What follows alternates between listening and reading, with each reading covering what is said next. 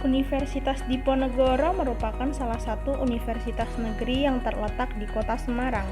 Sebagai salah satu perguruan tinggi dengan jajaran atas di Indonesia, Universitas Diponegoro mempunyai syarat untuk menyelesaikan program studi Strata 1.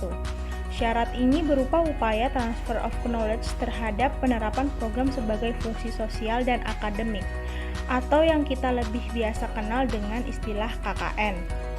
KKN atau kuliah kerja nyata merupakan implementasi dari pelaksanaan tridharma perguruan tinggi, yaitu pendidikan dan pengajaran, serta penelitian dan pengabdian kepada masyarakat. Namun, ada yang berbeda dengan pelaksanaan KKN di periode 1 tahun 2021 kali ini. Apa yang membuatnya berbeda? Ya, karena adanya pandemi COVID-19. Di masa pandemi COVID-19 seperti saat ini, perkuliahan dilakukan secara daring. Banyak mahasiswa yang pulang ke daerah masing-masing. Oleh karena itu, Undip memberikan konsep KKN baru yang pelaksanaannya di daerah mahasiswa tinggal atau yang kita kenal dengan KKN pulang kampung. Sebelum bercerita lebih lanjut, perkenalkan, aku Gustia Pangestu-Jati. Biasanya aku dipanggil dengan nama Gustia. Aku dari jurusan Antropologi Sosial, Fakultas Ilmu Budaya. Aku termasuk mahasiswa yang mengikuti program KKN periode 1 tahun 2021. Lokasi KKN-ku berada di Kelurahan Jabungan, Kecamatan Banyumanik, Kota Semarang. Kelurahan Jabungan berada di pinggir kota dengan luas wilayah sekitar 2.265 hektar yang letaknya cukup strategis karena berada di pinggir wilayah Kecamatan Banyumanik, Kota Semarang. Jarak pemerintahan desa menuju kecamatan sekitar 5 km, sedangkan jarak dari pusat pemerintahan desa menuju kota adalah 15 km, serta jarak pusat pemerintahan desa menuju ibu kota provinsi adalah sekitar 13 km. Adapun batas-batas wilayah Kelurahan Jabungan meliputi sebelah utara berbatasan dengan Kelurahan Meteseh, sebelah timur berbatasan dengan Kelurahan Kalikayen, sebelah selatan berbatasan dengan Kabupaten Semarang, dan sebelah barat berbatasan dengan Kelurahan Padangsari. Dengan jumlah penduduk sekitar 4.250 jiwa dan 80% masyarakatnya bertempat tinggal di kawasan pemukiman pedesaan dan padat penduduknya, yang terbagi menjadi 6 rukun warga dan terdiri dari 29 rukun tetangga.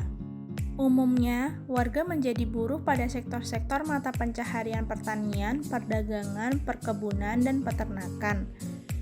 Rata-rata warganya lebih banyak menjadi buruh dan bukan sebagai pemilik dari sektor mata pencaharian tersebut.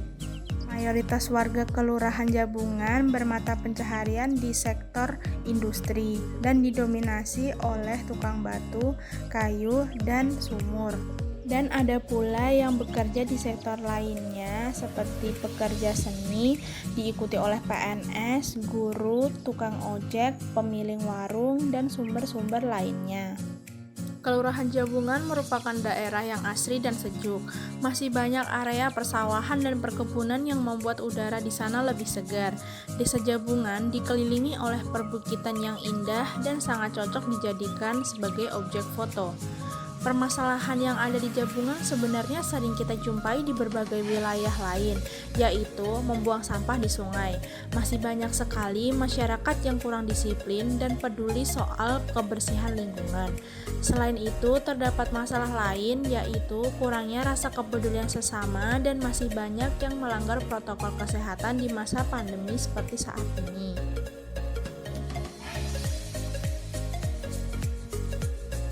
Ada beberapa potensi yang ada di Kelurahan Jabungan, diantaranya meliputi Jabungan merupakan desa yang kaya akan lahan yang dapat dijadikan kebun. Keunggulan Jabungan dalam bidang adat ataupun budaya adalah adanya Gunung Panjil Laras yang cukup instagramable. Desa Jabungan juga terkenal dengan desa tematik bertema empon-empon. Empon-empon merupakan sejenis tanaman yang bisa dibuat menjadi jamu. Selain sektor perkebunan dan wisata, Jabungan juga memiliki peternakan sapi. Berangkat dari permasalahan yang ada, serta dorongan untuk berkontribusi dalam menghadapi persoalan selama pandemi, muncullah ide untuk program-program kegiatan yang telah aku laksanakan. Program pertamaku yaitu pembuatan papan semarak. Apa itu semarak? Semarak merupakan singkatan dari sembako dari rakyat untuk rakyat.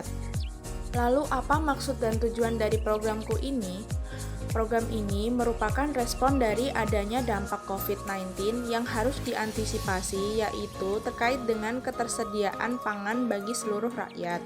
Menurut Organisasi Pangan Sedunia, Food and Agriculture Organization atau yang disingkat FAO, potensi krisis pangan di masa pandemi akan mengancam dunia, termasuk Indonesia. Program ini memiliki tujuan yang sama dengan yang tertera di SDGs pada poin mengakhiri segala bentuk kemiskinan dan kelaparan serta mencapai ketahanan pangan di masa pandemi seperti sekarang. Selain itu, maksud dari program ini adalah untuk memupuk rasa kepedulian sosial antar sesama di masa pandemi COVID-19. Program kegiatanku yang berikutnya adalah sosialisasi tentang pentingnya penerapan perilaku dan gaya hidup sehat di masa pandemi. Permasalahan yang muncul ketika pandemi adalah banyak sekali masyarakat yang kurang disiplin serta tidak mentaati protokol kesehatan. Hal inilah yang menyebabkan angka terkonfirmasi COVID terus naik. Dari situlah aku tergerak untuk membantu pemerintah desa dalam upaya penanganan dan pencegahan COVID-19. Gaya hidup sehat merupakan salah satu upaya yang dapat dilakukan jika ingin terhindar dari COVID-19. Karena dengan menerapkan gaya hidup sehat, daya tahan tubuh kita akan meningkat, sehingga dapat memerangi virus dari luar. Selain melaksanakan program kegiatan yang udah aku sebutin tadi, aku dan teman-teman KKN-ku juga mengikuti beberapa kegiatan yang ada di masyarakat loh, seperti kerja bakti, pengajian, dan melakukan pengajaran kepada anak-anak SD. Selain itu, kami juga mengikuti kegiatan dari BPBD Kota Semarang, yaitu melakukan penyemprotan disinfektan di sejumlah masjid yang ada di Kelurahan Jabungan.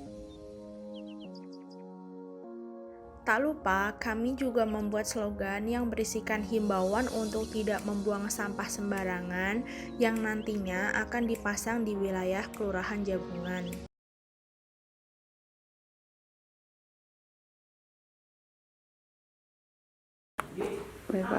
Assalamualaikum warahmatullahi wabarakatuh. Saya Lurah Jabungan, Bapak Abdi. Tanggapan tentang KKN Undik yang dilaksanakan di Kelurahan Jabungan di wilayah Jabungan yang terdiri daripada RT, RW, dan lembaga yang ada di kelurahan. Dengan program-program yang diajukan oleh mahasiswa KKN Undip, semuanya hampir selesai dilaksanakan, yaitu dengan program-programnya.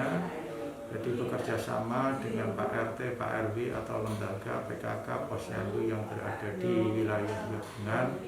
Alhamdulillah ini mau selesai dan programnya mungkin tinggal sedikit. Nanti akan terselesaikan dengan jangka waktu yang telah ditentukan. Insya Allah semuanya akan terlaksana. Dan kami sangat berterima kasih. Ini sangat dengan adanya pandemi, dengan adanya KKN juga membantu dari untuk kelurahan. Dengan adanya KKN, bahkan dengan pembelajaran daring juga dipandu oleh KKN tersebut, karena dari warga kami dengan masalah IT-nya atau pembelajarannya mungkin bisa didampingi oleh KKN. Mudah-mudahan kegiatan yang Mbak Mas lakukan saat ini berjalan dengan lancar. Terus kita yang didatangi juga mendapatkan ilmu, khususnya mungkin anak-anak atau ibu-ibu yang mendapat pelatihan atau pengarahan dari Mbak. Karena ibu-ibu kan nggak semuanya bisa. Saya sendiri katrok. Tapi ada juga yang pintar-pintar menyerap ilmu dari jenengan, karena kan kaum muda itu lebih banyak ilmunya daripada yang sudah tua-tua seperti saya. Jadi terima kasih, kesannya ya baik. Mudah-mudahan yang akan datang, karena setiap tahun kita ada. Maksudnya kan dari fakultas mana tuh selalu ada di sini kebetulan. Ya kita welcome aja, kita bisanya membantu. Tapi dengan keadaan seperti ini ya mohon dimaklumi dengan segala kekurangannya. Tapi intinya ilmu itu bisa kita terima dan mesti ada manfaatnya buat kita. Mungkin itu saja ya. Terima kasih banyak sudah hadir di RW 6. Pesan kesan saya sama mbak-mbak sama mas-mas yang ada di sini dari Undip, terima kasih sebelumnya sudah mau ke Jabungan, terutama di RW 6 ini. Biarpun jauh dengan semuanya tetap sabar, kuat, semangat ya mbak ya. Ke sini. Ya terima kasih bisa membimbing anak-anak yang ada di sini belajar meluangkan waktunya untuk memberikan arahan biar mereka juga di masa pandemi ini nggak boring juga ya, ada kegiatan lainnya.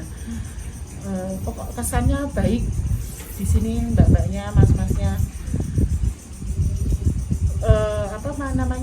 kekeluargaan sama kita semua. Maksudnya sudah kita persilahkan, monggo silahkan, jenengan juga sudah nggak terlalu merepotkan kita.